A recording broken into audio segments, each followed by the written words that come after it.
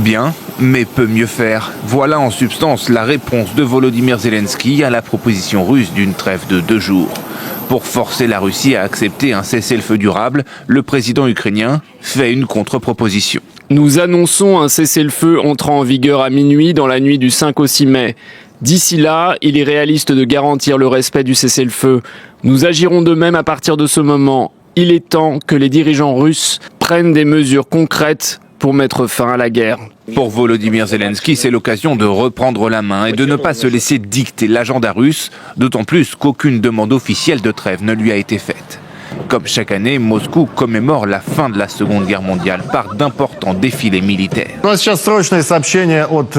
un message urgent du ministère russe de la Défense. Suite à une décision du commandant suprême des forces armées russes, un cessez-le-feu est décrété les 8 et 9 mai 2026 pour commémorer l'anniversaire de la victoire du peuple soviétique lors de la Grande Guerre patriotique.